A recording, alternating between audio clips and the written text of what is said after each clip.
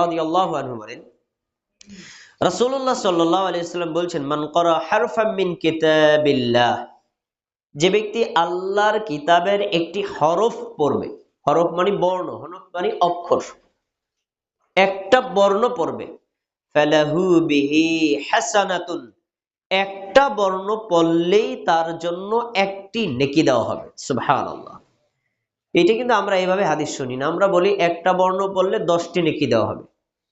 আসলে হাদিসটা এইভাবে আসে নাই।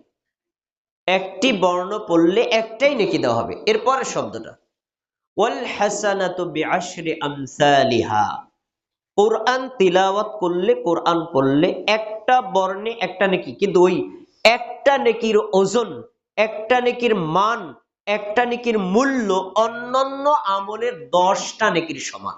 সুবহানাল্লাহ। পার্থক্যটা একটু ভালো করে বুঝতে হবে। উদাহরণস্বরূপ, আমি জিকির করছি, জিকির করে 10টা নেকি অর্জন করছি। আর এক লোক কোরআনের একটা হরফ পড়ছে, সে পাইছে একটা নেকি। আমার জিকিরের 10টা নেকির ওজন যা, কোরআন তেলাওয়াতের একটা হরফের ওজন তা। সরাসরি একটা হরফ পড়লে 10টা নেকি এরকম না, নেকি একটা, কিন্তু এই একটা নেকির ওজন অন্যান্য আমলের 10টা নেকির সমান। তাহলে বোঝা যাচ্ছে যে অন্যান্য আমল ওইগুলোও গুরুত্বপূর্ণ, কিন্তু সেগুলোর নেকির তুলনায় কুরআন তেলাওয়াতের নেকির মান মর্যাদা 10 গুণ বেশি। রাসূল সাল্লাল্লাহু আলাইহি ওয়াসাল্লাম ভাগ করে বলেছেন, হরফ মানে আমরা তোমরা মনে করো না যে আলহামদু এই একটা হরফ, লিল্লাহ একটা হরফ, এরকম না। আলহামদুলিল্লাহ বললে আলহামদুর প্রথম আলিফ এটা একটা হরফ, লাম এটা একটা হরফ, এরকম এক একটা বর্ণ একটা একটা করা হবে, তাহলে নেকির পরিমাণ অনেক বেশি হয়।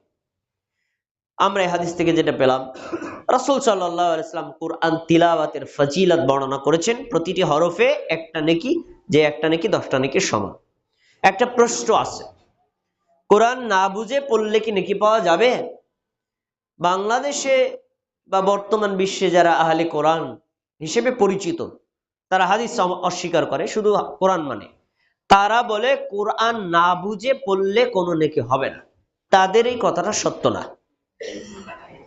আবার আমাদের কিছু মানুষ আছে সারা জীবন পড়েই গেল, অর্থের দ্বারে কাছেও বললো না, ওনারও হক পেতে নাই। হক হলো দুইটার মাঝে। কোরআন সাধারণভাবে পড়লেও প্রত্যেকটা হরফে নেকি পাবেন, আপনি অর্থ বুঝলেও পাবেন, না বুঝলে পাবেন। কিন্তু আসলে কোরআন শুধু রিডিং পড়ার জন্যই নাজিল না, এর অর্থ বুঝা এবং ওইটা জীবনে বাস্তবায়ন করা মূল উদ্দেশ্য।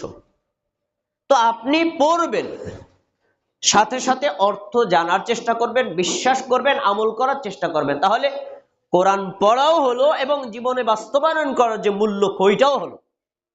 তাই শুধু রিডিং পড়ার মধ্যে সীমাবদ্ধ না রেখে অর্থ ব্যাখ্যা বুঝে পড়ার আমাদেরকে চেষ্টা করতে হবে। কোরআন আপনি যদি শেখেন, আপনি যদি পড়েন, আল্লাহ রাব্বুল আলামিন আল্লাহ তাআলাকে আপনাকে পৃথিবীতেও মান মর্যাদা বাড়িয়ে দিবেন, কবরেও আপনার মান মর্যাদা বাড়িয়ে দিবেন, আখিরাতেও আপনার মান মর্যাদা বাড়িয়ে দিবেন। 3টি জায়গাতে, দুনিয়াতে, কবরে, আখিরাতে। দুনিয়াতে আল্লাহ তাআলা আপনার মান মর্যাদা বাড়াবেন। রাসূল সাল্লাল্লাহু আলাইহি ওয়াসাল্লামের সাহাবী ওমর রাদিয়াল্লাহু তাআলা আনহুর জামানায় একজন ব্যক্তি ছিল, গোলাম। ওমর রাদিয়াল্লাহু তাআলা আনহু তার যত ধরনের গুরুত্বপূর্ণ পরামর্শ ছিল, প্রত্যেকটা পরামর্শে ওই ব্যক্তিকে উপস্থিত রাখতেন। তার নাম ছিল ইবনে আবজা। ওই ব্যক্তিকে উপস্থিত রাখতেন। তো বাকি যারা স্বাধীন পুরুষ ছিলেন, তারা একটি দৃষ্টিকোণ মনে করতেন, একজন গোলাম, একজন খলিফার গুরুত্বপূর্ণ পরামর্শ সবাই থাকবে, জিনিসটা কেমন হলো? তখন ওমর রাদিয়াল্লাহু তাআলা আনহু কেন তাকে রাখতেন এ বিষয়ে ব্যাখ্যা করে বুঝাইছেন যে, শোনো, সে কোরআনের ব্যাপারে অত্যন্ত পারদর্শী, কোরআনের জ্ঞান অর্জন করার কারণে সে গোলাম হওয়ার সত্ত্বেও আমি তার পরামর্শ সবাই রেখেছি। এবং হাদিসে রাসূল সাল্লাল্লাহু আলাইহি ওয়াসাল্লাম বলেছেন, এই কোরআন মানুষের মর্যাদা বাড়িয়ে দিবে, আবার এই কোরআন মানুষের মর্যাদা কমায় দিবে। তো অতএব তার মান মর্যাদা গোলাম হওয়া সত্ত্বেও বেড়েছে কেন? কোরআনের জন্য, কোরআনের জন্য। তাহলে দুনিয়াতেও আল্লাহ তাআলা তার সম্মান, তার মর্যাদা বাড়িয়ে দেন কোরআনের জ্ঞান অর্জন করলে। এই আপনি কোরআন যদি পড়েন, আল্লাহ রাব্বুল আলামিন আপনার মান মর্যাদা দুনিয়াতে কিভাবে বাড়াবেন তার একটা দৃষ্টান্ত দিয়েছেন। হাদিসটা ছোট, একজন ভাবুক যদি ভাবে হাদিসটা নিয়ে, তাহলে তার অন্তর কেঁপে ওঠার কথা। দেখেন, সহিহ মুসলিমের হাদিস, আনাস রাদিয়াল্লাহু আনহু বলেন, قال رسول الله صلى الله عليه وسلم لأبي। আনাস ইবনে মালিক রাদিয়াল্লাহু তাআলা আনহু বলেন, রাসূল সাল্লাল্লাহু আলাইহি সাল্লাম উবাই ইবনে কাব রাদিয়াল্লাহু আনহুকে বললেন। উবাই ইবনে কাব কে? তিনিও রাসূলের একজন সাহাবী। কি বললেন শুনেন, ইন্নাল্লাহ আমারানি আন আকরা আলাইকা। উবাই, আল্লাহ আমাকে আদেশ করেছেন আমি যেন তোমাকে কোরআন তেলাওয়াত করে শোনাই। সুবহানাল্লাহ বলেন। বাক্যটা ভালো করে বুঝেন। আমাদের নবী বলছেন আল্লাহ আমাকে আদেশ করেছেন আমি যেন তোমাকে কোরআন তেলাওয়াত করে শোনাই। উদাহরণস্বরূপ, এই কথাটা যদি আল্লাহর নবী আপনাকে বলতেন, আপনি তখন কি মন্তব্য করতেন একটু ভাবেন। আর সাহাবীর একটা মন্তব্য শোনেন। সাহাবী বলছেন, আল্লাহু সাম্মানি লাকা। আল্লাহর রাসূল, আল্লাহ কি আমার নামটা আপনাকে বলে বলছেন? আমার নাম উচ্চারণ করে কি আপনাকে বলছেন আমাকে শোনাও? কথাটা এরকম। আচ্ছা, রাসূল সাল্লাল্লাহু আলাইহি ওয়াসাল্লাম বলছেন, আল্লাহু সাম্মাকা লি, আল্লাহ তোমার নাম উচ্চারণ করে আমাকে বলছেন উবাইকে কোরআন তেলাওয়াত করে শোনাও। সুবহানাল্লাহ। এই কথাটা শোনার পরে ফাজাআলা উবাইয়ুন ইয়াবকি, উবাই রাদিয়াল্লাহু তাআলা আনহু কাঁদতে লাগলেন। এই কথাটা শোনার পরে কে কাঁদতে লাগলেন? কেন কাঁদছেন আপনারা কি বলতে পারবেন কেন কাঁদছেন? আমি উদাহরণ দিয়ে বুঝাই তাহলে বুঝবেন। আমার একটা ছেলে আছে, ছেলেটা হারায় গেছে, বহু তল্লাশি করে পাই না। 20 বছর পরে ছেলেটা আসছে, পরে নিশ্চিত হলে জানতে পারলাম এটা আমার ছেলে। এখন ছেলেটাকে পাওয়ার পরে আমরা কি হাসি না কাঁদি? কাঁদবেন কেন? কাঁদবেন কেন? আপনি হাসবেন। খুশি না? খুশির লিমিট যখন ক্রস করে তখন মানুষ আর হাসে না, তখন কি করে? কাঁদে। তিনি চিন্তা করছেন সমস্ত মহাবিশ্বের রব আল্লাহ যদি তার নবী মুহাম্মদ সাল্লাল্লাহু আলাইহি ওয়াসাল্লামকে আমার নাম ধরে বলে উবাইকে তেলাওয়াত করে শোনাও, তাহলে আল্লাহ আমাকে কতটা সম্মানিত করেছেন, এই খুশিতে তিনি কেঁদে দিয়েছেন। এখন প্রশ্ন হলো তার নামটা কেন বললেন? অন্য কারো নাম তো বলতে পারেন, আবু বকর, ওমর, ওসমান, তাদের নাম কেন বললেন না? কারণ তিনি হচ্ছেন সাহাবীদের মধ্যে কোরআন তেলাওয়াতে সবচেয়ে বেশি পারদর্শী সাহাবী। কোন গুণের কারণে তার নামটা নিয়েছেন? কোরআন তিলাওয়াত করার কারণে, কোরআনের জ্ঞানার্জন করার কারণে, কোরআন শেখার কারণে। তাহলে কোরআন শিখলে আল্লাহর কাছে তার মান মর্যাদা কমে যায় না? কমে যায় না? কতবার চিন্তা করেন। এরপরে কোরআন আপনার জন্য হবে একজন চিরসঙ্গী, কবরেও সঙ্গী, জাহান্নাম থেকে বাঁচানোর সঙ্গী, জান্নাতেরও সঙ্গী, যার অপর শব্দ হলো শাফাআতকারী, সুপারিশকারী। আমরা জাহান্নাম থেকে বাঁচার জন্য পীরের সুপারিশ কামনা করি, বিভিন্ন পীর বুজুর্গদের সুপারিশ কামনা করি, কবরের মাজারির সুপারিশ কামনা করি ইত্যাদি। তো এগুলো ইসলামের শরীয়তের এলাওকৃত শাফাআতকারী না। কোরআন আপনার জন্য হলো এক জ্বলন্ত জীবন্ত সুপারিশকারী। সামনে আসছে রমজান, ওই রমজানের প্রেক্ষাপটে রাসূল সাল্লাল্লাহু আলাইহি ওয়াসাল্লাম হাদিসটা বলছেন, আস-সিয়াম ওয়াল কোরআন ইয়াশফাআনি লিল আবদ। কোরআন আর সিয়াম বান্দার জন্য শাফাআতকারী হিসেবে আসবে। সিয়াম এসে বলবে, আয় রব মানাতুহুমুত তুআমা ওয়াশ শাহওয়াতা বিন নাহার, আমাকে রাখার কারণে, দিনের বেলায় রোজা রাখার কারণে খেতে পারে নাই, পানি পান করতে পারে নাই, স্ত্রী সহবাস করতে পারে নাই, এগুলো সে বর্জন করেছে সিয়ামের কারণে। রব আমার পক্ষ থেকে তার জন্য শাফাআত কবুল করো।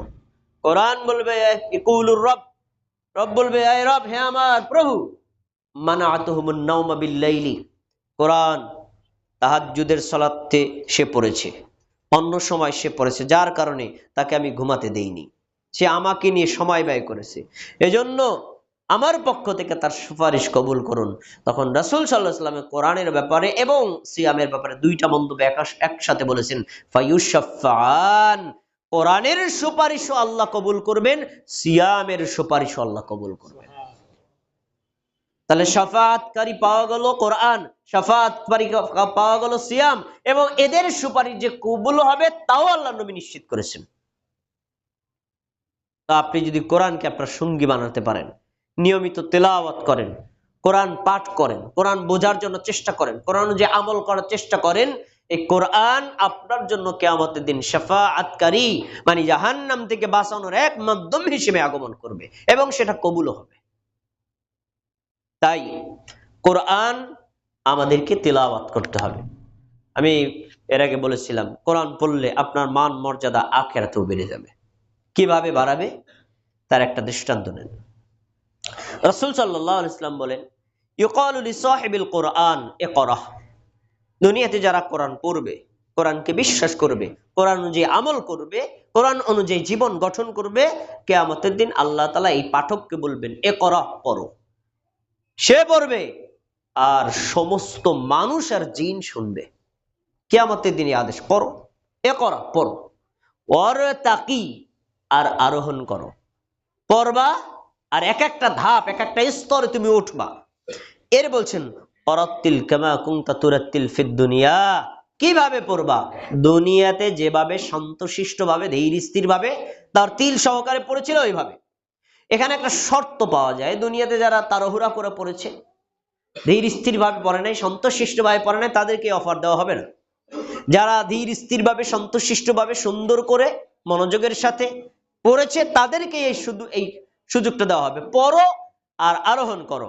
এরপর বলছেন ওয়ারাত্তিল কামা কুনতা তুরাত্তিল ফিদ দুনিয়া ফাইন্না মানজিলা ইনদা আখিরি আয়াতিন তাকরাহুহা, তুমি পড়তে থাকবা, পড়তে পড়তে যেই আয়াতে গিয়ে তোমার পড়া শেষ ওইখানেই তোমার জান্নাতের থাকার স্থান। সুবহানাল্লাহ। তো একজন ব্যক্তি যদি কোরআনের শুরু থেকে শেষ পর্যন্ত প্রত্যেকটা আয়াত পড়ে, এক একটা আয়াত পড়বে, এক একটা স্তর চেয়ে আরোহণ করবে। কোরআনে কয়টা আয়াত আছে? কয়টা আয়াত আছে? 6666টা। এই যে 6666টা, এটা আছে হলো হুজুরদের মুখে, গুনলে মিলবে না। এটা শুধু হুজুরদের মুখে আছে, গুনলে মিলাইতে পারবে না, কোনোদিনও মিলবে না। মিলায়া দেখেন, 6236টি আয়াত, 6236টি আয়াত। আপনি একটা আয়াত পড়বেন, এক একটা স্তরে উঠবেন। আপনি যদি সব কোরআনের আয়াতগুলো পড়েন, বিশ্বাস করেন, ওই অনুযায়ী আমল করেন, তাহলে আপনি 6236টা স্তরে গিয়ে জান্নাতে অবস্থান করতে পারবেন। সুবহানাল্লাহ। আখিরাতে কোরআন পড়ার কারণে মান মর্যাদা কমছে না বাড়ছে? তাহলে কোরআনের সাথে সম্পৃক্ত থাকলে আল্লাহ আখিরাতেও আপনার মান মর্যাদা বাড়িয়ে দিবেন। এমন সময় বাড়াবেন যেদিন আদম থেকে একদম কিয়ামতের আগ পর্যন্ত প্রত্যেকটা মানুষ আপনার মান সম্মান দেখবে। ভাইরা আমার, মৃত্যুর পর কবরেও যে কোরআন পড়ে তার মান মর্যাদা বেশি থাকে। একটা দলিল নেন, রাসূল সাল্লাল্লাহু আলাইহি ওয়াসাল্লাম বদরের যুদ্ধে সাহাবীদেরকে নিয়ে অংশগ্রহণ করেছিলেন, উহুদের যুদ্ধে সাহাবীদের নিয়ে অংশগ্রহণ করেছিলেন। তো উহুদের যুদ্ধে প্রায় 70 জন সাহাবী মৃত্যুবরণ করেছিলেন, শাহাদাত বরণ করেছিলেন। তো যখন 70 জন লোক মারা যাবে, তখন তো এক একজন আলাদা করে কবর খনন করে কবর দেওয়া মুশকিল। তখন রাসূল সাল্লাল্লাহু আলাইহি ওয়াসাল্লাম বড় করে কবর খনন করতে বলছেন, এক একটা কবরে 10 জন 20 জন করে রাখার জন্য। তো যখন কবর খনন করা হয়ে গেছে, লাশ রাখবে, তখন আমাদের নবী বলেছিলেন যে কবরে যখন লাশগুলো রাখবা, যে কোরআন সবচেয়ে বেশি জানে তাকে কিবলার দিকে দেবা। যে কোরআন সবচেয়ে বেশি জানে তাকে দিবা সবার সামনে, আর কম যে জানবে তাকে দেবা পেছনে। কবরে তার মান মর্যাদা বাড়ছে না কমছে? সামনে দেওয়া হলো কেন? কোরআন বেশি জানে তাই, কোরআনের সাথে সম্পৃক্ত বেশি তাই, কোরআন তেলাওয়াত করে বেশি তাই, কোরআনের জ্ঞান অর্জন করেছে বেশি তাই, তার রাসূল সাল্লাল্লাহু আলাইহি ওয়াসাল্লামের আদেশ অনুযায়ী কোরআনে রাখার যে মান, সেই ক্ষেত্রেও কোরআনের পাঠকের মান মর্যাদা বেশি। আরেকটি হাদিস দেখেন, রাসূল সাল্লাল্লাহু আলাইহি ওয়াসাল্লাম বলেছেন যে মানুষ মারা যাওয়ার পর কবরে যখন রাখা হয়, যারা কবরে মাটি দেয়, দাফন করে, তখন প্রথম ব্যক্তি 40 কদম যাওয়ার পর ওই মৃত ব্যক্তির দেহে রূহ ফেরত দিয়ে তাকে বসানো হয়, তারপরে তাকে প্রশ্ন করা হয়। কয়টা প্রশ্ন করা হয় এটা কি আপনাদের জানা আছে? কয়টা প্রশ্ন করা হয়? 3টা, তাই না? কিন্তু জেনে রাখেন, কাফের, মুশরিক, মুনাফিকদের প্রশ্ন করা হয় 3টা, কিন্তু মুমিনকে করা হয় 4টা। মুমিনকে 4টা প্রশ্ন করা হয়। প্রশ্নগুলো আপনারা জানেন, উত্তর জানেন, এটা আমার আলোচ্য বিষয় না। তো যখন একজন মুমিনকে ফেরেশতা এসে 3টা প্রশ্ন করবে, মান রব্বুকা, তোমার রবকে, তখন সে বলবে রব্বি আল্লাহ। তোমার ওমা দীনুকা, তোমার ধর্ম কি? তখন সে বলবে দীনিয়াল ইসলাম, আমার ধর্ম ইসলাম। ওমান নবিয়ুকা, তোমার নবীকে? তখন সে বলবে নবিয়ুনা মুহাম্মদ সাল্লাল্লাহু আলাইহি সাল্লাম। এই 3টা প্রশ্নের উত্তর যখন বলবে, তখন ওই ফেরেশতা খুশি হয়ে তাকে 4র্থ প্রশ্ন করবে। এই প্রশ্নটার কোনো ঠেকানোর জন্য না, আটকানোর জন্য না, এটা হলো খুশি হয়ে করবে। 4র্থ প্রশ্ন হলো মা ইলমুকা, তুমি যে 3টা প্রশ্নের উত্তর সঠিক এবং যথার্থ দিলা, কিভাবে জানলা? জানলা কিভাবে? এত চমৎকার প্রশ্নের উত্তর দিলা, কিভাবে শিখছো? আমরাও তো অনেক সময় কারো ইন্টারভিউ নেওয়ার সময় যখন 10টা প্রশ্নকে 10টারই উত্তর দিই, তখন জিজ্ঞেস করি তুমি কোন স্কুলে পড়ছো। আচ্ছা, এইটা কি ইন্টারভিউর প্রশ্নের অংশ? না, এটা হলো তার পারফরমেন্সে খুশি হয়ে তাকে প্রশ্ন করা। ঠিক একই কথা, যখন 3টা প্রশ্নের উত্তর 100তে 100 নম্বর পেল, তখন তাকে কাউন্টার জিজ্ঞেস করা হচ্ছে মা ইলমুকা, হে মুমিন বান্দা, কিভাবে জানলা, এত চমৎকার উত্তর দিলা? তখন তার উত্তরটাকে শোনেন, ক্বরাআতু কিতাবাল্লাহ। আমি কেন চমৎকার ভাবে বলতে পেরেছি? এক, আমি আল্লাহর কিতাব পড়েছি। শোনার উপর নির্ভর করে নয়, ক্বরাআতু কিতাবাল্লাহ, আমি আল্লাহর কিতাব পড়েছি। ওয়া সাদ্দাকতু বি, আল্লাহ তার কিতাবে যা বলেছেন এটাকে আমি সত্যায়ন করেছি, এই জন্য আমি যথার্থ উত্তর দিতে পেরেছি। সুবহানাল্লাহ। এরপরে রাসূলের হাদিস হলো, যখন উত্তর সঠিক পাওয়া গেল, তখন মুনাদিন ফিস সামা, আসমান থেকে একজন বলবেন আন সাদাকা আবদি, আমার বান্দা সঠিক উত্তর দিয়েছে, আমার বান্দাকে জান্নাতের পোশাক পরায় দাও, আমার বান্দার জন্য জান্নাতের বিছানা বিছায় দাও, আমার বান্দার দৃষ্টি যত দূর যায় কবরকে তত দূর প্রশস্ত করে দাও। এখন এই যে কথাগুলো বললেন আসমান থেকে, তিনি কে? আর আমরা বলি আল্লাহ আছে সব জায়গায়। এখানেও একই কথা, আসমান থেকে আল্লাহ বলবেন আন সাদাকা আবদি, আমার বান্দা সত্য বলেছে। তাহলে আল্লাহ কোথায় আছে? আসমানের উপরে। আমি হাদিসটা বলেছি কেন? দেখেন, কোরআনের জ্ঞান অর্জন করলে, কোরআন পড়লে, কোরআন বুঝলে কবরেও তার মান মর্যাদা বেশি। তাই আমাদের প্রত্যেকের উচিত হবে কোরআন সম্পর্কে জ্ঞান অর্জন করা, কোরআন পড়া, কোরআন বোঝা, কোরআন অনুযায়ী জীবন গঠন করা। কোরআনের আয়াতগুলো শান্তশিষ্টভাবে তার তিল সহকারে পড়বেন এবং কোরআনের আয়াতগুলো অর্থ বোঝার চেষ্টা করবেন। আর অর্থ এবং ব্যাখ্যা বোঝার ক্ষেত্রে অবশ্যই সালাফদের মানহাজ অনুযায়ী বোঝার চেষ্টা করবেন। সালাফদের মানহাজের বাইরে গিয়ে কোনো মানুষের ব্যাখ্যা, ভ্রান্ত ব্যক্তিদের ব্যাখ্যা এবং তাদের যুক্তি যদি আপনি বুঝেন, কোরআনকে কোরআনের মতো শিখতে পারবেন না। তাই আমাদের সবারই উচিত হবে কোরআন তিলাওয়াত করা এবং কোরআন শেখানো। রাসূল সাল্লাল্লাহু আলাইহি ওয়াসাল্লামের একটি সাহাবীদের যে কর্ম, ইমাম বুখারী রাহিমাহুল্লাহ কিতাবুল ঈমানের মধ্যে এনেছেন। তিনি বলেছেন ওয়াকাত্তা আলামা আসহাবুন নবী সাল্লাল্লাহু আলাইহি ওয়াসাল্লাম বা'দা কাবীরা সিন্নিহিম। রাসূল সাল্লাল্লাহু আলাইহি ওয়াসাল্লামের সাহাবীরা অনেকে ছিলেন এমন যে 80 বছর বয়স হয়েছে, তখন তারা মুসলমান হয়েছেন। বয়স 80, কেবল মুসলমান হয়েছে। কিন্তু মুসলমান তখন হলেও ওই সময় তারা কোরআন পড়ে ওই বৃদ্ধ বয়সে হাফিজুল কোরআন হয়ে যেতেন। ওই বয়সেও তারা, বৃদ্ধ বয়সেও তারা কোরআন শিখতেন। তো আসলে কোরআন শেখার জন্য কোনো বয়স নেই, যে কোনো বয়সে আপনি কোরআন শিখতে পারেন। কিন্তু কোরআন শেখার জন্য সবচেয়ে উপযুক্ত সময় হলো কিশোর বয়স, শিশু বয়স। কারণ ওই সময় শিশু সন্তান থাকে কাদামাটির মতো, আপনি ওদেরকে যেদিকে ডাইভার্ট করবেন এদিকেই যাবে। আপনি যদি ওরে নিয়ে নোয়াখালীতে রাখেন তাহলে পড়বে প, উচ্চারণ করবে হ, পানি বলবে হানি। কেন? শিখছে ওখানে তাই, ছোটবেলায় যা শিখে তাই। আপনি ওরে নিয়ে চাপাই নবাবগঞ্জে রাখবেন, দেখবেন ও তালব বসা উচ্চারণই করতে পারে না, তালব বসা বলবে সা, উচ্চারণ ওখানকার এলাকার যা করছে তাই। আমি কথা বলার কারণ হলো যে বড় হলে মানুষের জিহ্বাটা মোটা হয়ে যায়, তখন অনেক শব্দ কোরআন যেভাবে চায় সেভাবে উচ্চারণ করা সম্ভব হয় না, কিন্তু ছোটবেলায় সম্ভব। তাই কোরআনকে যদি কোরআনের মতো বিশুদ্ধ করে তেলাওয়াত শিখতে হয়, কিশোর বয়সী শিশু বয়সী শিখতে হবে। আমরা যারা বড় হয়ে গেছি, আমরা জীবনে যে ভুল করেছি, এই ভুলকে ওভারকাম করার জন্য আমাদের পরবর্তী প্রজন্মকে এই ভুলটা করানো যাবে না। অবশ্যই তাদেরকে বিশুদ্ধ কোরআনের শিক্ষা দিতে হবে।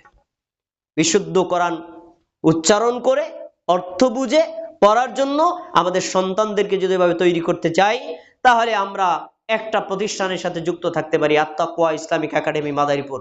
আপনাদের আলহামদুলিল্লাহ অনেকে সন্তান দিয়েছেন, এদের ক্লাস শুরু হয়ে গেছে। এখনো যাদের সন্তান ভর্তি বাকি আছে তাদেরকে একটু অনুরোধ করি, এই কোরআনকে কোরআনের মতো, হাদিসকে হাদিসের মতো, আকিদাকে আকিদার মতো, ইসলামকে ইসলামের মতো বোঝার জন্য যদি চান, তাহলে এই প্রতিষ্ঠানের সাথে আপনার সন্তানকে যুক্ত রাখেন, যাতে আপনার সন্তান কোরআন এবং হাদিস এটা বিশুদ্ধ করে শিখতে পারে, ঈমান ইসলামের উপর অটল থাকতে পারে। আল্লাহ আমাদের সবাইকে কোরআনের সাথে সম্পৃক্ত থাকার তৌফিক দান করুন। আমিন।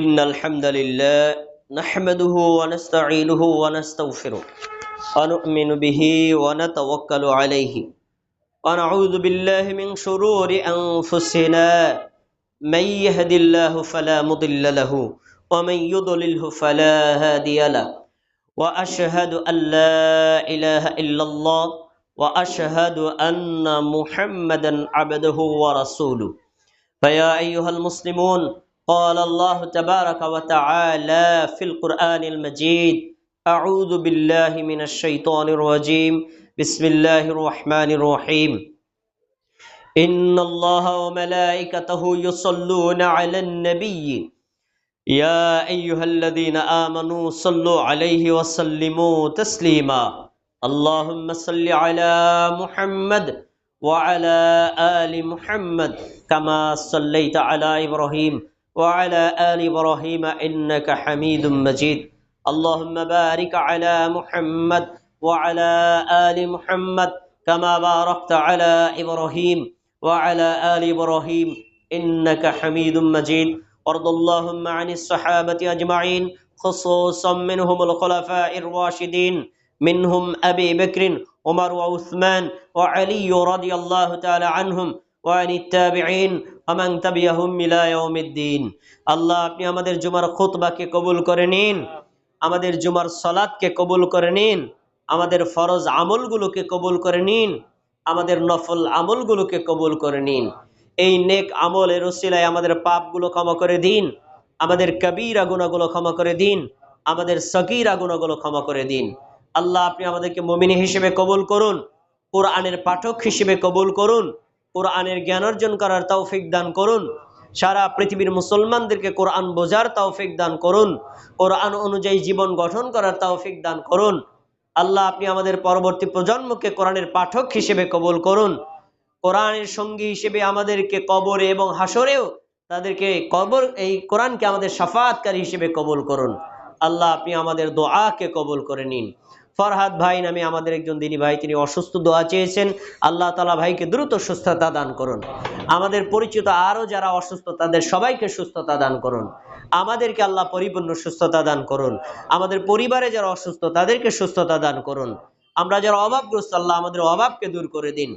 আল্লাহ আপনি আমাদের দোয়াকে কবুল করে নিন, অত্র মসজিদটাকে কবুল করে নিন, আত্তাকওয়া ইসলামী একাডেমিকে কবুল করে নিন। একাডেমির সন্তান যারা ভর্তি হয়েছে তাদের মেধাকে বাড়িয়ে দিন, তাদের মধ্য থেকে আলেম ওলামা দাঈ ইলাল্লাহ কবুল করে নিন। আল্লাহ আপনি আমাদের দোয়াকে কবুল করে নিন। ইন্নাল্লাহা ইয়া'মুরু বিল আদলি ওয়াল ইহসান ওয়া ইতা'i যিল কুরবা ওয়া ইয়ানহা আনিল ফাহশাই ওয়াল মুনকারি ওয়াল বাগি ইয়া'iযুকুম লা'আল্লাকুম তাযাক্কারুন ফাযকুরুনি আযকুরুকুম ওয়াশকুরু লি ওয়া লা তাকফুরুন।